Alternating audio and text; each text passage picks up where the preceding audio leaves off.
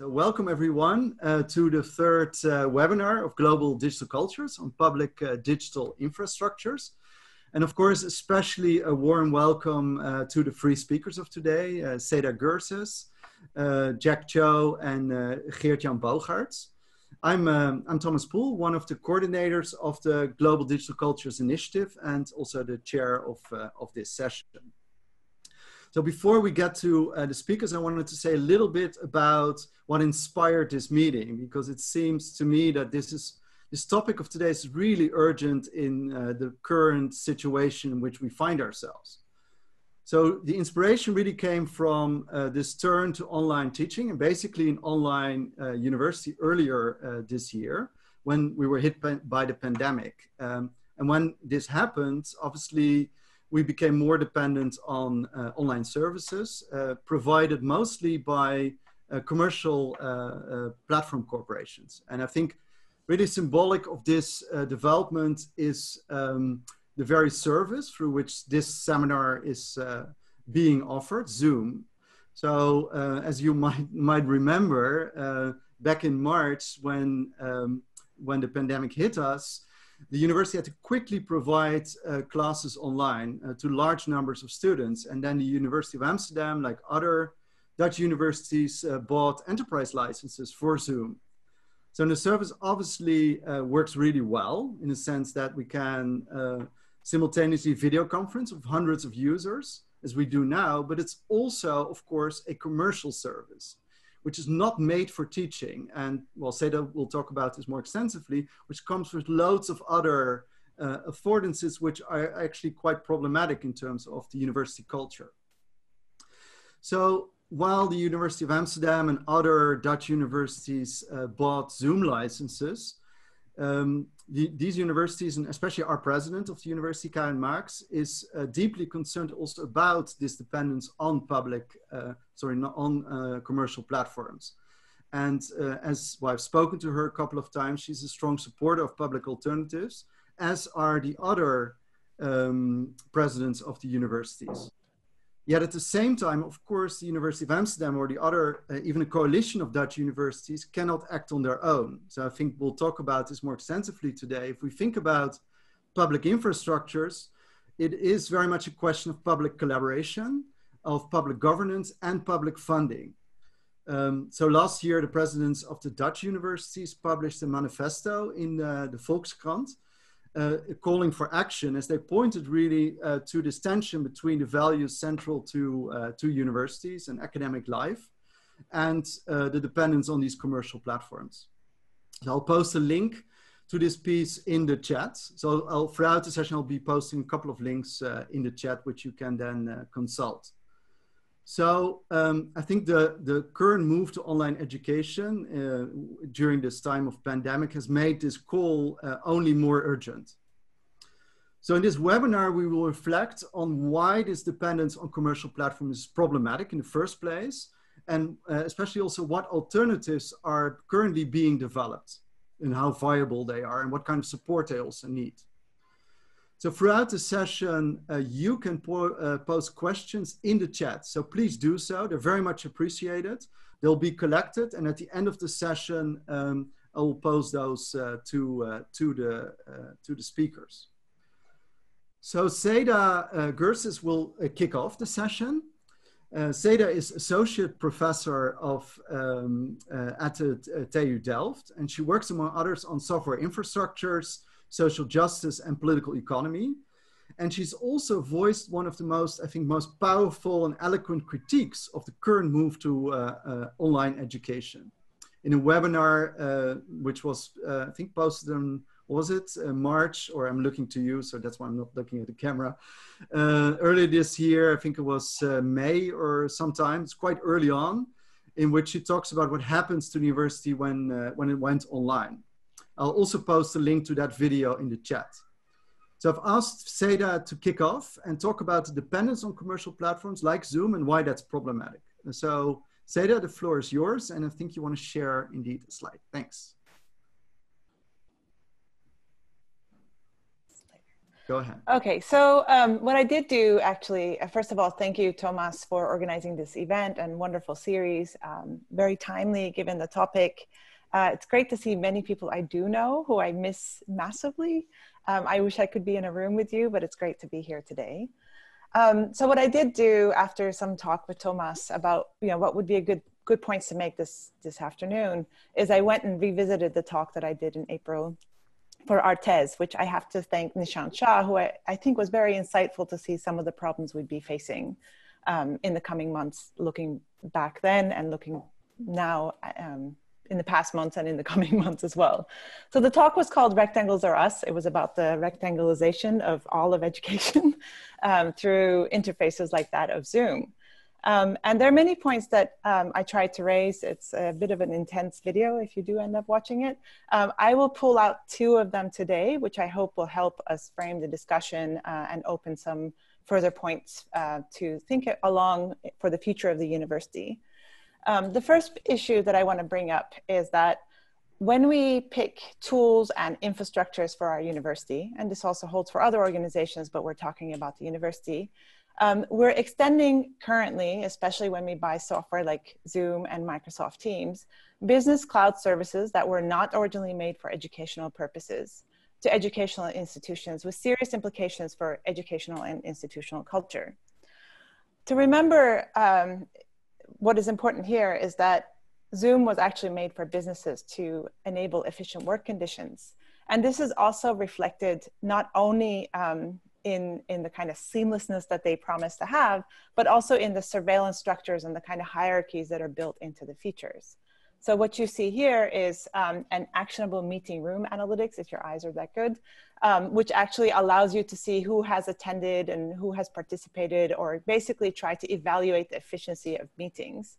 It's also possible with Zoom to take control of somebody's device, which has been introduced again by cloud services as a way to support users, which is also interesting to see in contrast to, let's say, in the 1980s, where the personal computer was seen as the personal thing, where you could imagine and explore yourself, to now it being a device which is there to just deliver services and that can be actually fully controlled by those services. And Zoom is exemplary of the kind of functionality that implements this shift in ideology from personal computers to devices that are there to manage our lives and manage us maybe at the same time. So what kind of educational cultural issues come up? There's a whole host of things to discuss, but I would say that the 2 things happen. One is the ethical and political questions surrounding the university change, but they also change hands. So what I mean by that is now, not only is the university's own, let's say, integrity and code of conducts are, let's say, regulating or governing our interactions in research and education, but also the terms of service of these cloud services. Again, we have to remind ourselves these services were not made for education, so the terms of services are very much in the business interests.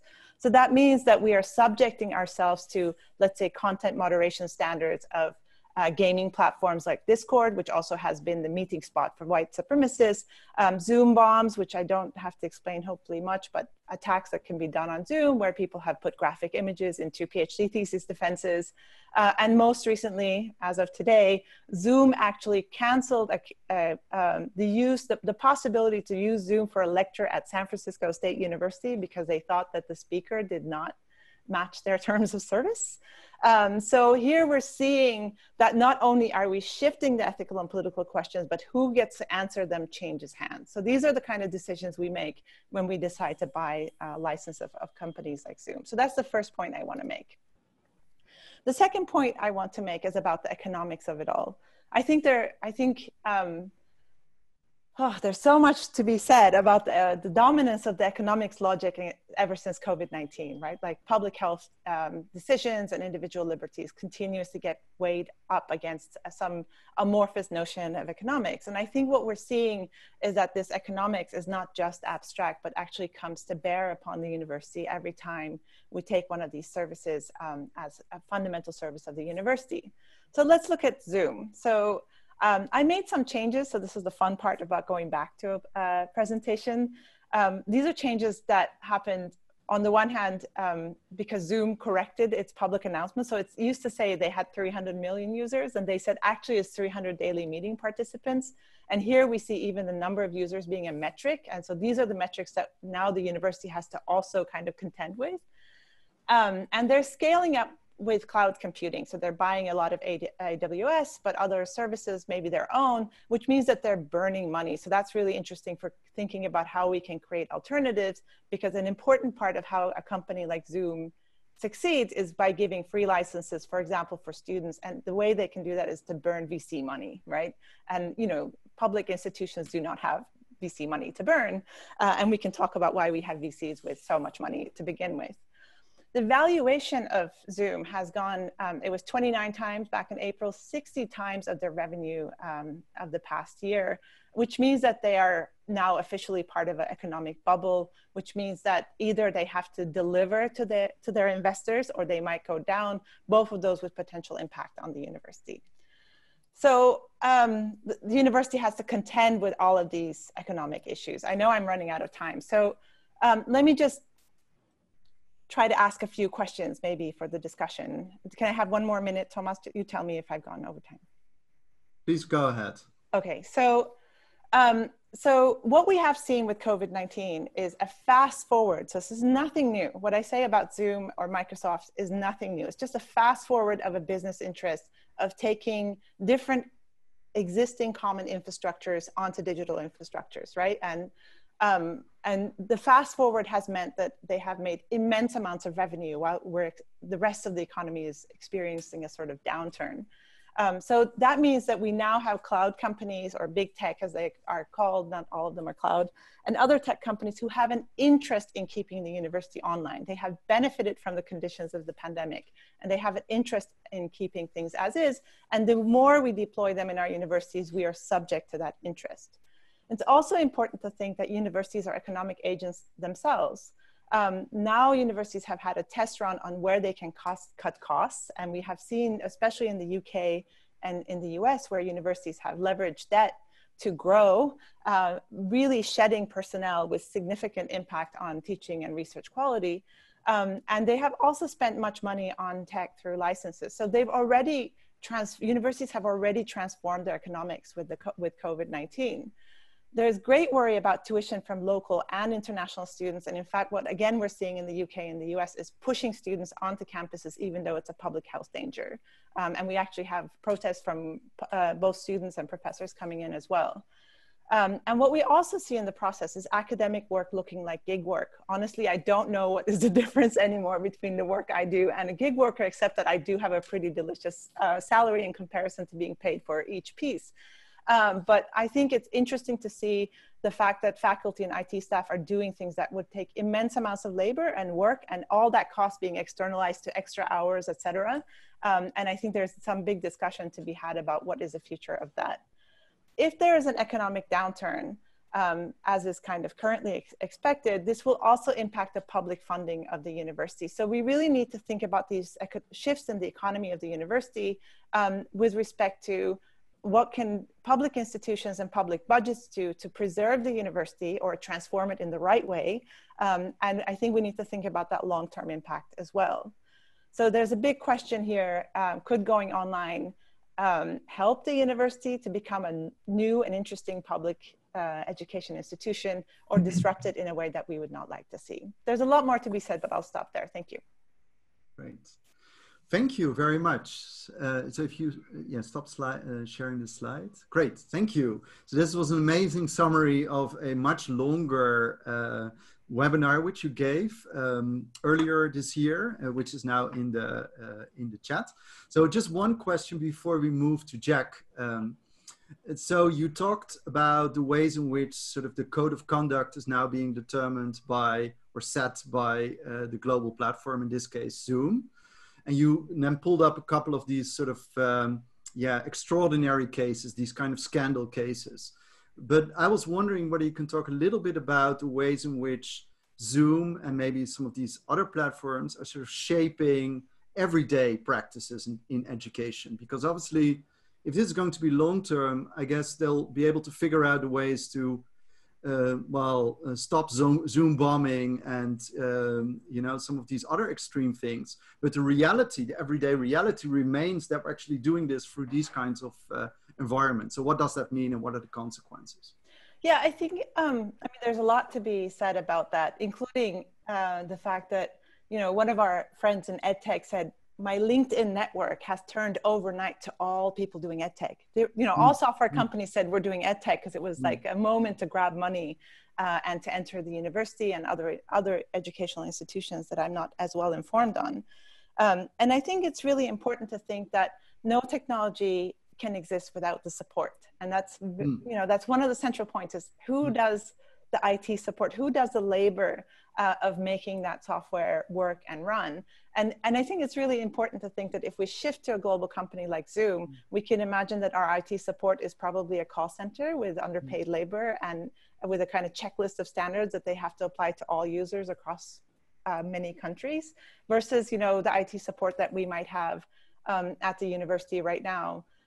Which, they're not subject to the working conditions of startups, which is, somewhat high pressure, agile, precarious work conditions. They are longer term employees, and they might not even have adapted to the transformations that are happening in technology.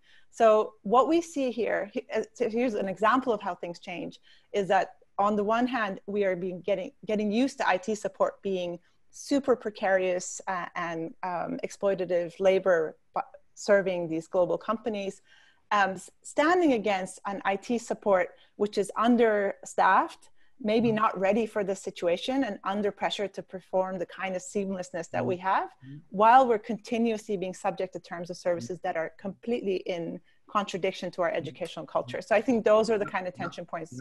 There's a lot more, of course. Yeah, let's get to that later. All right, let's turn to our next speaker, Jack Qiu. Thank you for being here, Jack. Who is a professor at the National University of Singapore. Previously, he worked at the University of Hong Kong.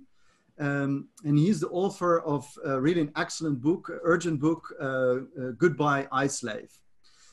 But he's also done a lot of work on commons-based co-ops. And in the chat, I'll post a brief lecture by Jack titled How to Start a Platform Co-op While Minimizing the Danger of an Authoritarian Crackdown. In this session, Jack will talk about a commons-based platform alternative he has been involved in Hong Kong. So Jack, please go ahead. Thank you very much, Thomas, and thanks everyone for coming. I just relocated recently from Hong Kong to Singapore, and it's a great pleasure to be part of this webinar with some familiar faces from Amsterdam, and also to see Seda again. Actually, last time I was with her, we were together. That was 6 years ago in New York for a workshop called Infrastructures of Empire. Nobody could predict, 6 years later, we keep talking about infrastructure, but that empire has changed into Zoom. Let me share my PowerPoint.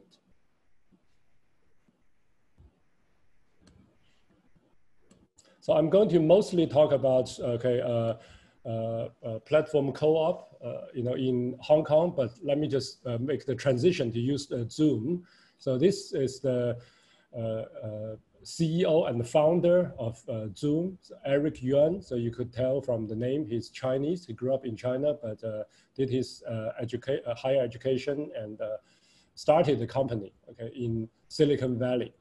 This was the moment when the corporation went public, the IPO last year. But actually, there are, in addition to the global trajectory of corporate to education sector transformation, and for the Zoom, which is a global story that holds true.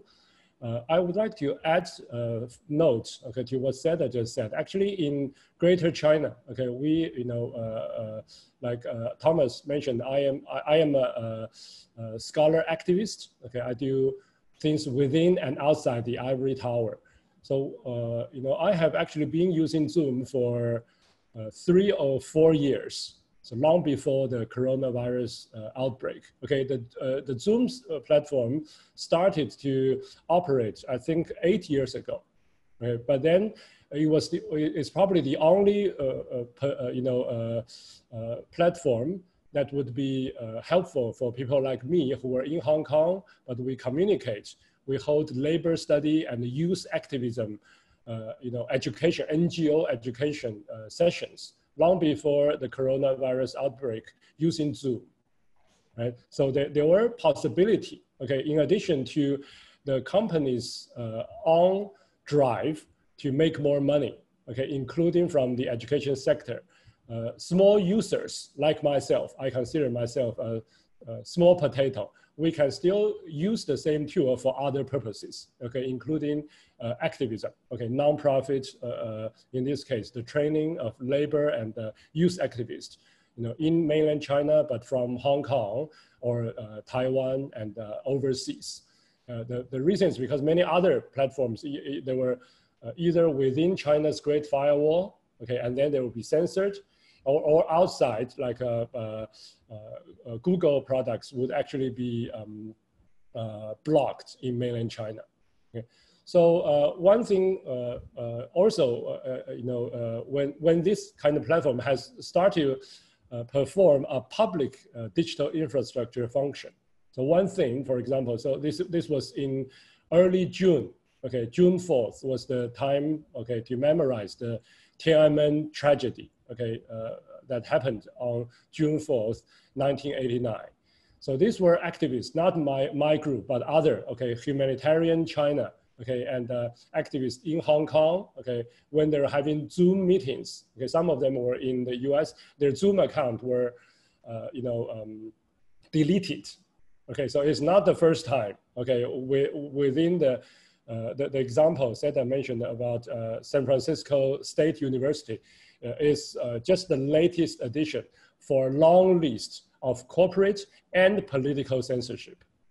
Okay, and of course, after this, there was a major uproar, okay, especially Zoom also directed some of its traffic from the US to China, okay, where Eric Yuan originally came from. Okay, so there were threats, okay, for Trump to to ban Zoom or limit Zoom. Okay, so Zoom had to very quickly to allow activists, okay, and to use the platform for things that China, Beijing may or may not approve. Okay, but at the same time, promise we will never direct, okay, American data to China. Okay, I don't know whether that's true. Okay, for European data now, right? So I hope it's true. So this is just to show there, even though the empire of infrastructure, okay, in this case, Zoom, can be seemingly invisible, but then the old users like myself, small potato, okay, but could create, some window, okay, to highlight, okay, the immorality, okay, the problems in the system, while in this case, geopolitical struggle between Washington, D.C. and Beijing can magnify. Okay, so there are empire, would rise, but they also fall.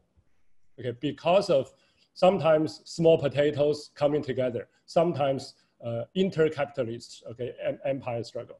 So with this, I would lead us to the case of Hong Kong. Okay, this audience probably does not need, me belaboring what happened in Hong Kong. There's lots of political turmoil, okay, and the pan-democracy movement was being suppressed since more than a year ago, okay, starting from, especially from June last year. So in July and August, many of the pro-democracy activists, but also just average, okay, office lady, okay, lawyers, bankers, teachers, okay, who expressed support, who joined the movement, were facing punishment by their employers. Okay, some of them including airline pilots, okay, or high school teachers were laid off because they expressed views that are politically incorrect, seen from the perspective of the authorities. So this is a small logo here is to, when people were being laid off due to their political, commitment, or their political opinion, and then they try to create a circular economy among the activists, in this case, the pro-democracy activists. And there are many experiments. I just want to highlight one, which is called Jian, SSK, right? And on the left-hand side, you see the logo of this platform co-op. So essentially it's a cooperative, but people come together online as well as offline,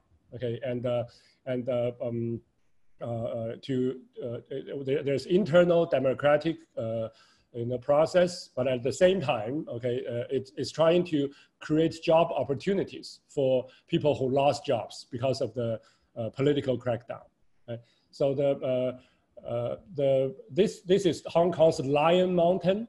It's one of the popular symbols for resistance, in Hong Kong, and basically these are the three basic principles, according to the movement. I was embedded in this movement for nearly a year from the very beginning until I left Hong Kong recently. So the first one is basically this is basically the cooperative principle about one member, one vote. So everyone has stake. And autonomous decision making by the membership, not by other, political or economic, powers that might be. And then the second one is no monopoly, only equal opportunity platform. This is another, it's emphasizing equality. And then multiple voices can be heard, multiple professions, can come together. And this is what we call open co-op. So basically the SSK, this platform is an infrastructure for different kind of startups, that can draw monetary, but also more importantly, non-monetary, expertise, social capital from this platform to start new business, to create value that will be, a circular economy, going back to the movement itself, to make it sustainable. And finally, consolidate resources to support startups by Hong Kongers. Right? So this is the basic principle. What kind of project has been incubated? First is college students. They are these are youngsters who figure out there's a niche market. In Hong Kong, most young people have never put their hands on a traditional camera. They've only used the digital camera or mobile phone. But then there are many old, film, based analog, cameras. So they started this project called Yatgyun, and mostly they're actually using Instagram as the way to communicate, to do their marketing. And then young Hong Kong people, if you are following the news, the movement, 90% of university students would join this movement, But then some of them, if they want to try traditional camera and follow, this Instagram, they can go to this,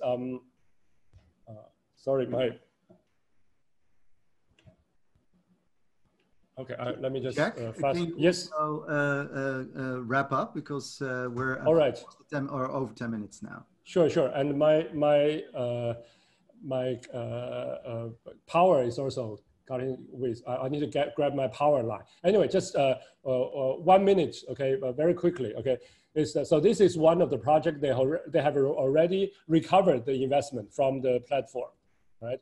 The second one is about rice, and they import rice from Thailand, but then again these are activists, youth activists who sell rice, and then they are sold on different online platforms. So these are online shopping platforms.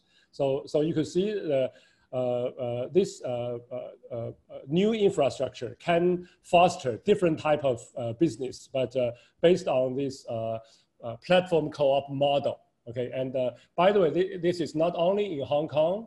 I'm very sure in the Netherlands there are people taking in taking part in this platform co-op global movement. Okay, so this is a class that I helped taught in. This was the last class I taught in Hong Kong.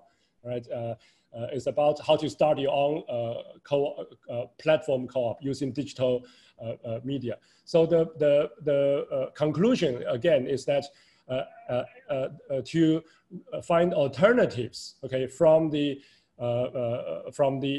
empire like Zoom is not only possible, but also there are multiple solutions. Okay, wherever we are, we can always find places to start this kind of alternative ways to for our digital public digital infrastructure futures. Thank you. Great, thank you very much. So I think, yeah, just to make the transition to the next speaker. So what I liked a lot about Jack's talk is so that he emphasized actually that how we look at these commercial platforms depends very much on the particular context of which we're talking from, right? So if we're talking about Dutch education and the use of commercial platforms, it's obviously a different question than when we're talking about activists in Hong Kong who might indeed be depending very much also on these commercial platforms. And that's, I think, has been voiced over and over again by activists around the globe. It's nice and it's nice to be critical of these platforms, but sometimes they're quite critical in terms of particular activities which are done under very difficult circumstances. All right, so now we'll turn to the third speaker of today, which is Geert-Jan Bogaert. He's head of digital media at the VPRO and initiator of Public Spaces, which aims to accelerate the development of an alternative software ecosystem. And Geert-Jan has been one of its main proponents and spokespeople, and he can talk very enthusiastically about the initiative. And he will reflect on its potential as a public digital infrastructure, and also hopefully a little bit on sort of the obstacles which he has encountered when trying to develop this. So Geert-Jan, the floor is yours. Okay, thank you very much for having me. It's really interesting to hear these talks, and I also hear a lot of consistency between the speakers and what they've been studying and working on, and also what we've been doing at Public Spaces. Just by way of introduction, Public Spaces is a coalition of some 20 parties in the cultural sphere in Holland. In the Netherlands, it's public broadcasters. It's also a number of festivals. It's they are institutions in the sphere of cultural heritage. All in all, we have a combined reach of about 75% of the total Dutch population. So we're talking about approximately 11 or 12 million people that our institutions are able to reach. And that's, I think, what enables us to really have an impact on the digital infrastructure and the ecosystem that we've been using. In the basis, what brings this coalition together is a shared dilemma, if you will. And the shared dilemma is the fact that also, I think, educational institutions face either the legal need or the need because of their mission to reach a large audience or to provide a certain service or product. And in that sense, being dependent on commercial platforms to provide that service, simply because most of these institutions feel that the open source alternatives that are available are not yet mature enough, are lacking in basic features, and simply not fit to present this alternative. We feel that we are, as public institutions, we are being way too dependent on these commercial platforms. And I'm referring to an analog that our colleague José van Dijk has made, which is that of a tree that has its roots and has branches and is alive. And she likens our digital infrastructure to this tree. But the roots are mainly being, for a large part, being provided by commercial platforms such as Facebook, such as Google, anyway, the big five.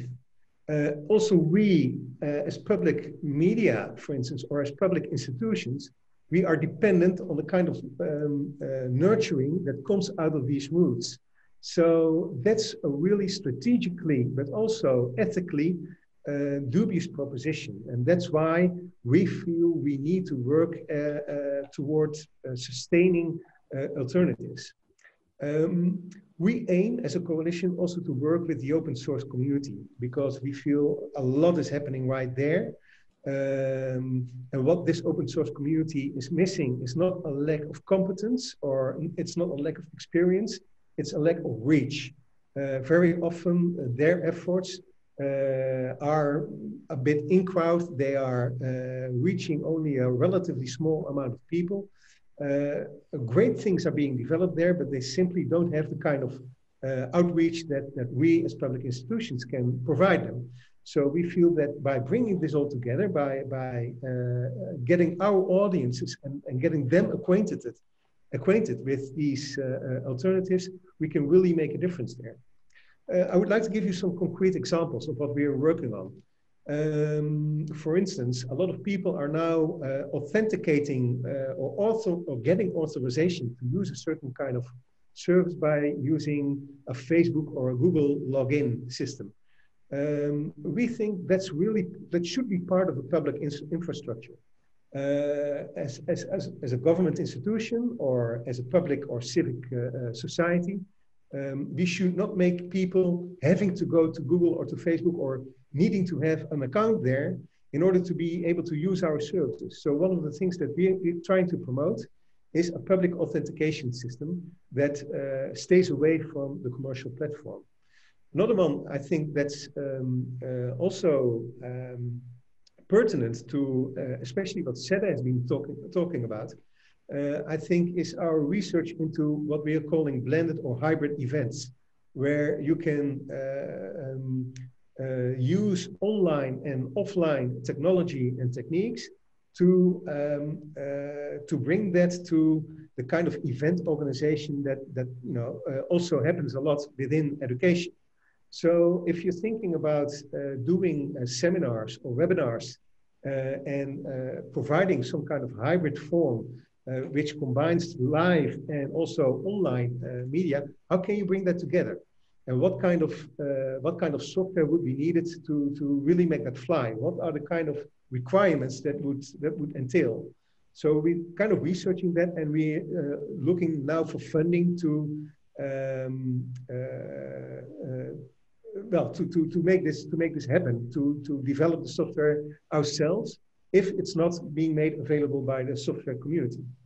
A third example I would like to point out is what we call proof of provenance. Proof of provenance would be like a certificate that would be that could be put on any kind of online content, and that would provide a proof of the distribution chain through which this piece of content would come to the final audience. So it would unequivocally establish who the original author of that content is, and also what happened in the distribution chain during that content. What kind of changes have been made to it? And a final example I'd like to point out is we're all looking very much, I also noticed Seda's lectures are on YouTube. We're looking very much at alternatives for YouTube. That's my Siri watch interfering. So I'm very much, we are very much looking into, for instance, PeerTube or other non-commercial video sharing platforms that would use Tor-like technology to make video sharing possible. A final point I would like to make is that apart from this research and deployment of open source alternatives, we also have our work cut out in terms of influencing policy and policy making. So we're talking with politicians, we're talking with civil servants. We are also trying to raise public awareness. And I think very importantly, we're also trying to establish a European platform, because we feel that this job that we're facing, is way too big for just one country, especially a small country like the Netherlands. We really need to face this on a European level. And I think that dovetails quite nicely with also the ambitions of the European Commission that has stated that we need to establish a European digital market.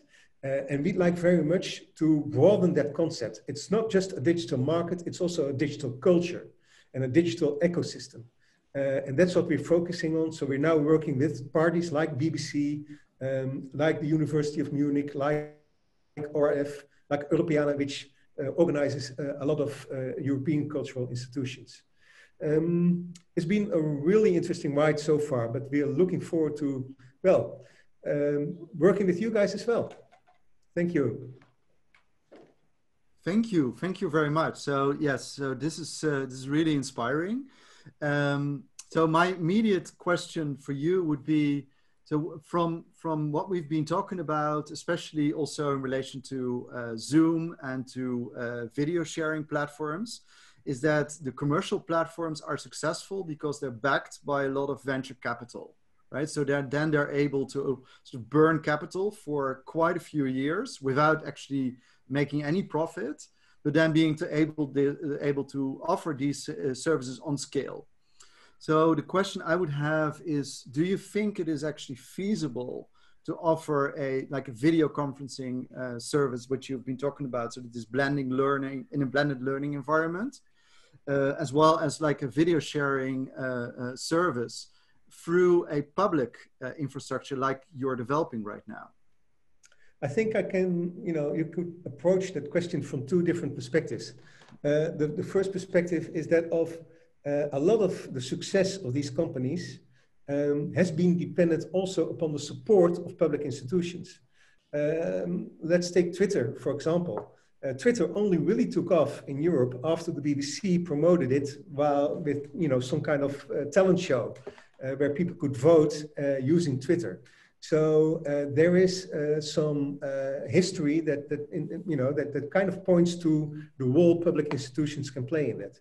And the second perspective that I could take this from is the strength of the open source community. I think there are thousands upon thousands upon thousands of very well motivated and very experienced software developers that have wrought some kind of open source culture that's really strong, that has brought us Linux, that has brought us Apache, that has brought us Wikipedia, for instance. Mm. And I think we can build on that. So again, I think the main feature lacking in that open source culture is market reach. And that's what we can provide. Mm. Yeah, clear. Okay, so before we turn to questions from the audience, I would like to give maybe the three of you the opportunity to respond to each other. If you have any urgent questions or remarks on each other's talks, please, this would be a good moment. Seda? I think I'm okay to take, because the time, yes. There's 15 minutes left. I just, I think it's nice to hear from the audience. Yeah. Yes, great. Okay. Can I take 1 minute? Okay. Yes, please. Go ahead. Follow up on Gert Jan's, sharing about possibility for future. Okay, and also responding to Thomas, idea about this venture capital backing. Okay, I think that is both the strength and the weakness of today's Zoom-like, digital media empires, because they have to keep on burning, money without making, many of these do not make a sufficient return for the investors. Okay, so that's dependence on burning money rather than on genuine, economic models.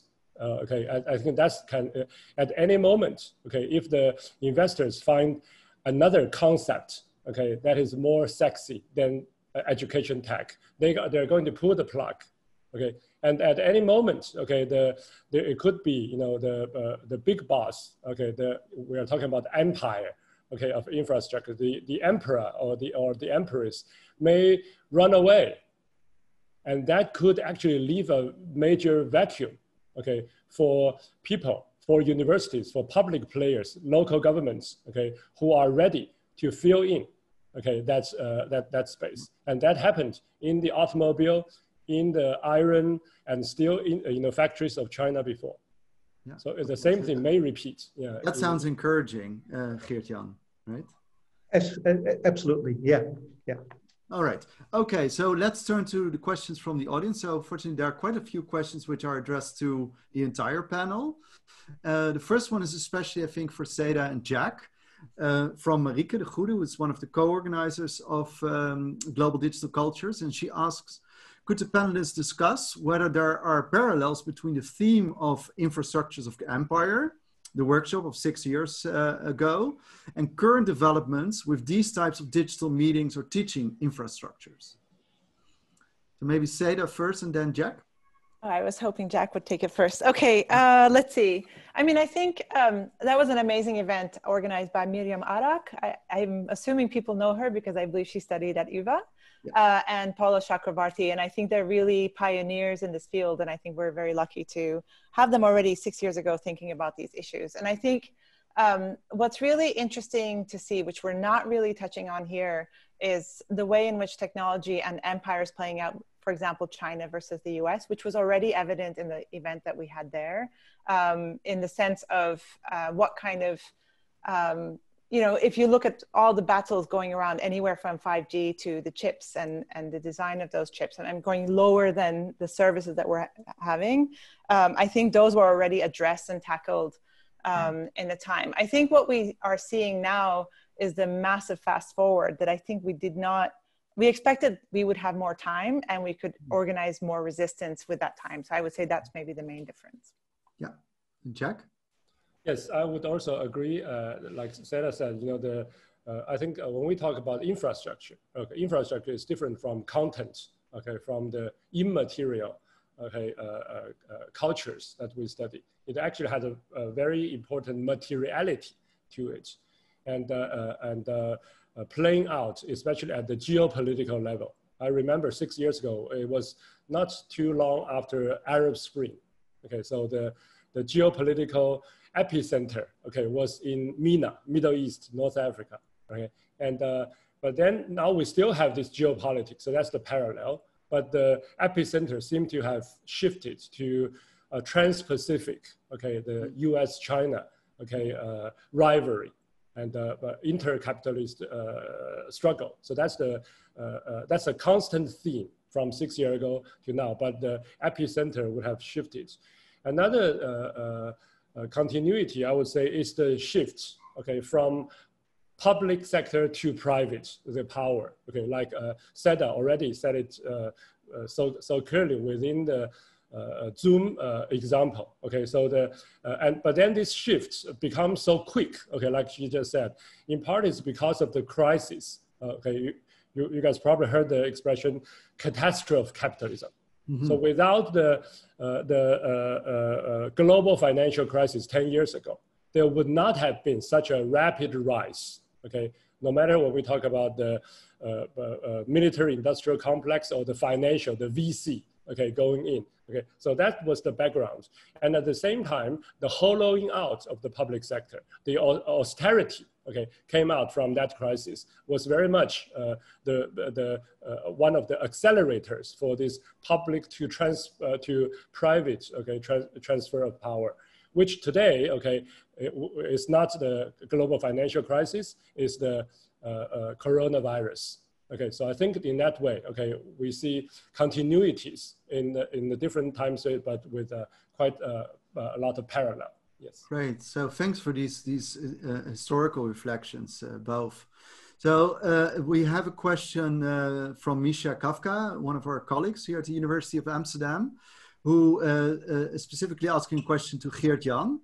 And that has a lot to do with sort of the danger of commercialization. So she points out that initially both Facebook and Google started as service providers, like in search of a business model, which is, I think it's being quite extensively documented that initially they really didn't know how to make money off the services they were offering. So the capitalist, she points out the capitalist aspect came after the infrastructural development. So then, of course, that immediately sort of triggers the question, so how to prevent the current public platforms from then also at some point adopting a business model when they become very, very successful. So is there in public spaces, for example, an obstacle against such development? Well, at the moment there isn't, because public spaces is a loose coalition bound by a manifesto. There's not a legally binding contract or any such thing. However, we do have a tradition, especially in Europe, I believe, of providing public services funded by public money, but organized in a semi-private way. That I mean to say that, for instance, if you look at the way public broadcasters are organized in the Netherlands, we work under our own statutes. So we are autonomous, and we have certain kind of legal obligations that we have to fulfill in order to get the money. And I think that, for example, the work the BBC is doing in terms of public digital, setting up a public digital infrastructure is also under the same kind of statute. So we're envisioning a kind of, organizational and legal model that would provide for public funding, but that would bind, the organizing entity to certain kinds of laws. That, it could, for example, it could prohibit them from making any profit, or it would force them to reinvest any kind of profit back into the service. So I think there's some precedent there that we can draw upon. Yeah, it seems really important, given that some of these initiatives have started very much as open source initiatives, but then suddenly certain proprietary parts were added to them. Like Canvas, for example, is an example. I'm not quite sure. I don't believe that either Google or Facebook started out as open source. No, that's true. You're right. No, but I'm especially thinking about sort of some of these open source initiatives, which were then commercialized at some point. Yeah, well, I think generally open source has remained open source, and most of the times the business model that's been built upon open source software has been like in the form of service providers, like Red Hat providing services on top of Linux. Yeah. And there are more examples like that, but the basic software is still open for anybody to adjust. Yeah, great. Okay, so now I have a question for all three speakers, which seems quite urgent and central to what we've been discussing. So Alex Gecker, also a colleague of mine, asks, could the speakers address the notion of local and small-scale organization, federalization, and the distributed organization? And it seems so important to me, because a lot of the problems we've been pointing out are a lot to do with sort of the global nature of these platforms, right? Which are trying to set standards for users across the globe, which obviously is in tension with a lot of the sort of local cultures and national cultures which they're serving. So to what extent do you see an opportunity indeed for federalization? To what extent is it important that we develop platforms which are operating either at a national level, or even local level, or potentially European level, or is that already creating some tension with the local? Or is there really need to scale up and offer these things globally? You mind if I take that first, because I really get at 4 o'clock. Yes, yes, absolutely. For public spaces, I think federation is a really important part of our approach. And that's to do with the fact that we feel that the risks in building platforms and infrastructure is for a large part due to tendency to centralize, and especially to centralize data. So if you can do away or avoid, having all data in one central database, but instead working with localized or federated data that are shared among many different instances, then you kind of build in a technological obstacle to power grabbing or to any kind of, capitalist tendency that might, in spite of what I just said, might still occur. Yeah. Great, thank you. Seda? Yeah, I think Yeah, honestly, like I think the computational infrastructures we have has very much built on the idea of decentralization. I mean, it goes back all the way to you know, Barad and internet being decentralized, and then building. If you look at the service architectures, they are distributed. I don't know if they're federated, right? Like that's another thing. And I think what actually we see with computational infrastructures, and I emphasize the computational, is that the interest is not as much on the data as much as it is about computation, right? And that's what I'm referring to with anywhere from the cloud infrastructures to devices that we carry on our hands. And we can see this in the trends of big companies. They don't mind federated machine learning, right? They don't mind, you know, there's all sorts of ways in which, you know, edge computing, et cetera, is going in this direction. So I think what I actually do see is that a sort of folding in of social problems to logistical problems. If companies successfully do that, it doesn't matter if it's federated or centralized, and they can start commodifying it.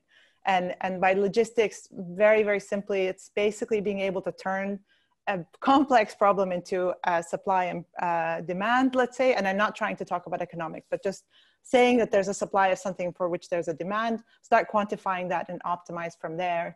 And, you know, it's very much logistical in the sense of logistics is very decentralized, and at the same time it's in the hand of a few companies. So there's really some parallels there, which I think just focusing on the centralized versus federated idea might not get us to grasping how we should come out of this logistical logic as a solution to all of our complex social problems.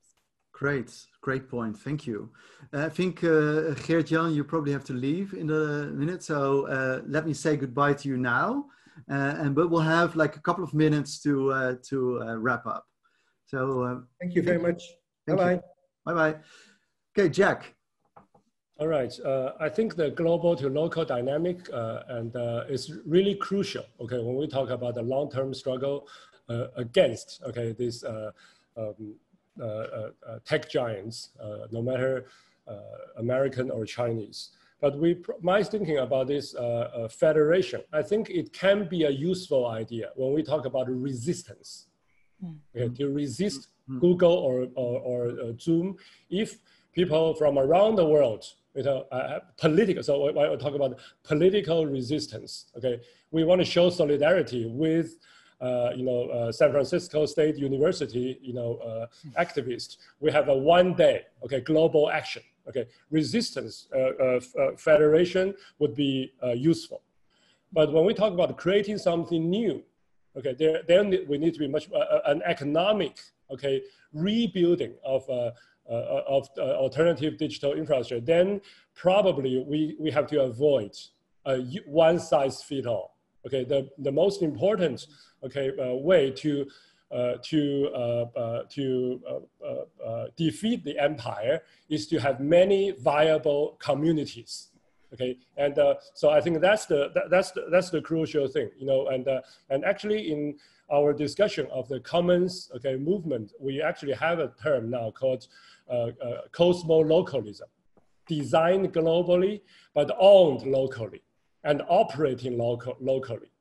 And then at some level, if we want to have an exchange system, for our values, exchange, we can have a global, exchange for time coupon or similar, especially based on, second generation blockchain, Ethereum, I think that's a promising field being developed by many groups around the world. We need a global standard so that we can trade with each other, not to have a one, gigantic federation. So that's something I'm actually against, to have an economic rebuild, of our digital public infrastructure future. They should be owned separately. So when you talk about federation or confederation, sometimes they're too centralized. So my answer are two parts. First, to resist politically, we need federation. We need solidarity globally. Act as one. But to rebuild, economically in the long term, we need decentralization. More grassroots driven. Thanks. Yeah, thank you. So that's very well put. Unfortunately, I have to end the session, and there are many more questions also in the chat, which we can't get to. So we're collecting these questions, and Of course, this is for us the start really of a longer trajectory of research on these questions on global public infrastructure. Let me just, well, first off, thank all three speakers. Unfortunately, Geert-Jan had already to leave, but Seda and Jack, we're still here. Thank you very much for your both your presentations and excellent responses to all of the questions. So I learned a lot and had a lot of new ideas. So that's, I guess that's the purpose also of these kinds of events. What else? So let me see, we're going to develop this further, as I said. So in November and December, we hope to organize a next round of webinars on, and one of them will be devoted also to public digital infrastructures. These will be announced through our website, as well as our mailing list. So you can subscribe to those and then you'll be updated. Finally, it's important to mention that on Friday, October the 2nd, the Global Digital Cultures Initiative, which is already ongoing, will be officially launched. So we'll do that on Friday the 2nd. You can also see the details on our website, with a keynote by Professor Louisa Moore on her new book, Cloud Ethics. So I think that's about it for today. So thank you very much for attending, everyone, and for your questions, and hope to see you soon again. Thank you. Bye-bye. Thank you very much. Bye. Bye.